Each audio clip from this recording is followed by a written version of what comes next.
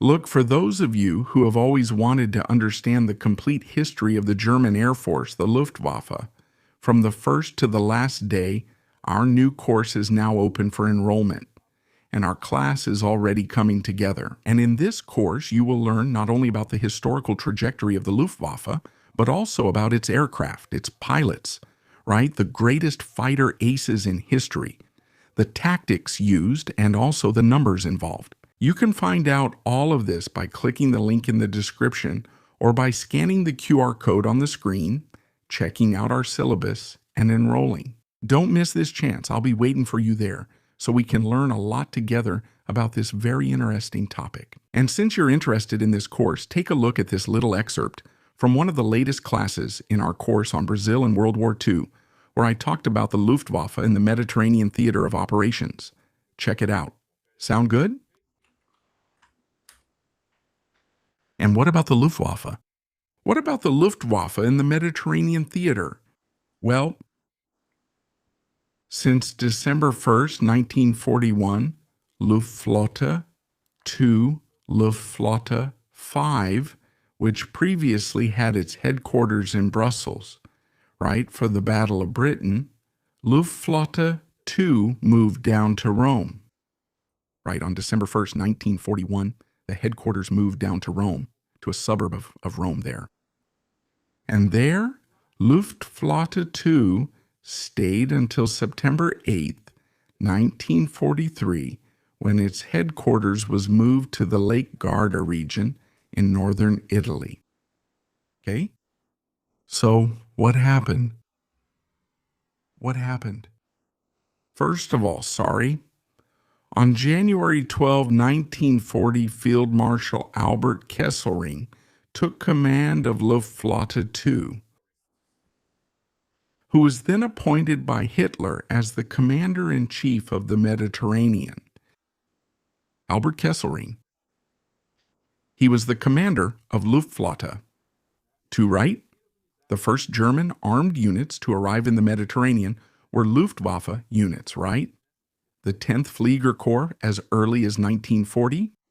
So, Hitler thought it best to appoint an Air Force officer as the commander-in-chief of the Mediterranean. Albert Kesselring spends the entire North African campaign as the commander-in-chief of the Mediterranean, and he will continue for a good part of the war until the end of 1944. Okay? But he will hand over the command of Luftflotte 2, which is the highest air command of the Luftwaffe in the Mediterranean, to Field Marshal Wolfram Freire von Richthofen, cousin of the Red Baron, right? Cousin of Manfred Freire von Richthofen.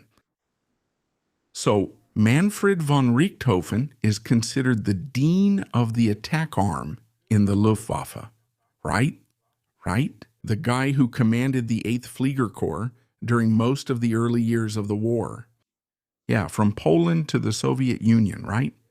In other words, the Luftwaffe's Stukas were units under Richthofen's command. And Richthofen will take command of Luftflotte 2 on June 12, 1943. So, at the time of the invasion of Italy, the one commanding the German air forces in Italy was Richthofen, not Kesselring. Kesselring was the overall commander of the Mediterranean. Okay?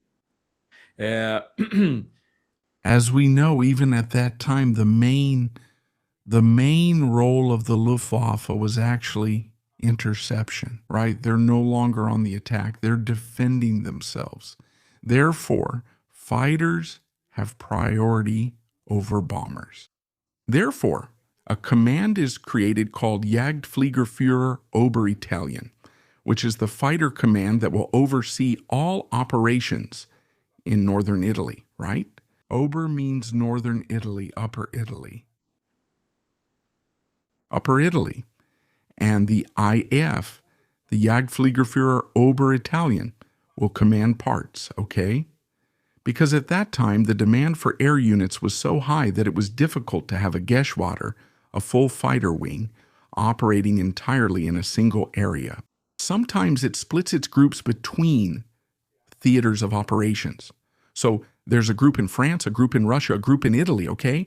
So the Geschwaders are not intact, not whole, okay?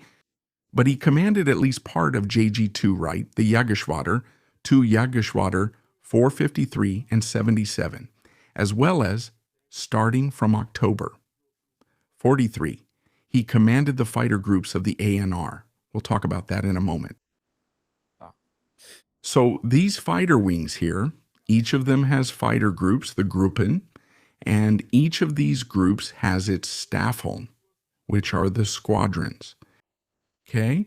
So it's a naming system that's a bit closer to what Brazil used at the time, right? With squadrons and groups than what the Americans used, for example. Okay? Yeah, the fighter group for the Americans would be the equivalent of a Jagdgeschwader, okay? The American fighter group is the equivalent of a Geschwader, Jagdgeschwader, okay. These German fighter units stayed there until September of 44, when the last aircraft from the second group of the JG-77 evacuated northern Italy, heading to Germany. So from September on, there was no longer any German fighter air presence in northern Italy, okay. Yeah, the one who commanded the Jagdfliegerführer Oberitalien. Here it is, look. From October 43, when the post was created, Lieutenant Colonel Gunther von Mautzen, until December 44. Then, Colonel Eduard Neumann took over, former commander of JG-27 in North Africa, right, commander of Marseille in North Africa. And yeah, he has that cockpit of his, right, that I mentioned, that I already made a video about, right? Neumann's Bindebühne, which is at the Hanover Museum. I made the video there. I'll leave it here in the post so you can see it for those who haven't seen it yet, okay?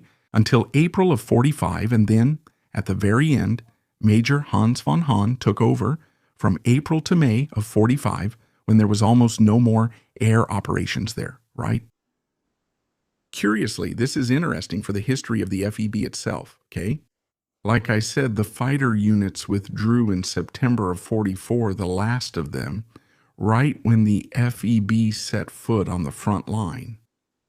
But anyone who reads about the Expeditionary Force knows that Porretta Terme was bombed by aircraft, right? So how is that? There was this one German unit left in Italy, look, this single German unit, which was like an independent group, okay? It was the Nachtschlussgruppe 9 Night Attack Group number 9, which was armed only with Junkers Ju-87 and Fiat CR-42.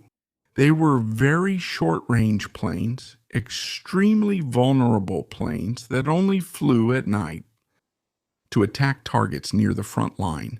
They didn't attack targets in the rear, okay? Only targets near the front line.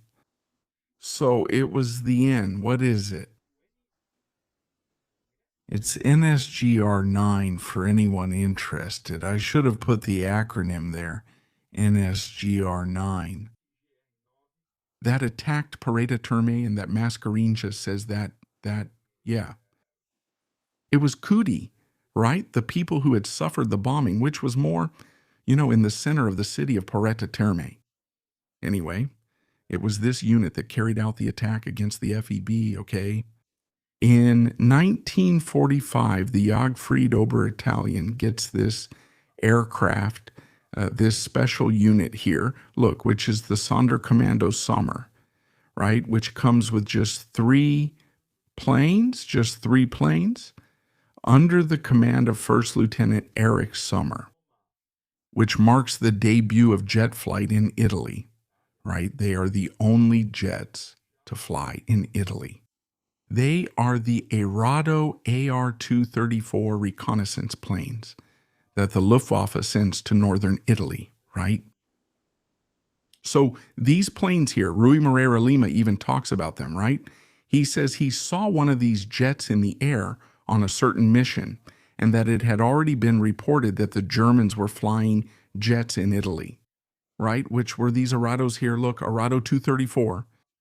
And in fact, the first unit of P-80 Shooting Star jets arrives at the European Theater of Operations In April of 45, exactly where? In Italy. Why? Because the shooting stars were supposed to shoot down the Arado 234 aircraft, because no one else could shoot down the Arado 234 aircraft. But the shooting stars arrived too late. They didn't carry out any kind of operational mission in Italy. Okay.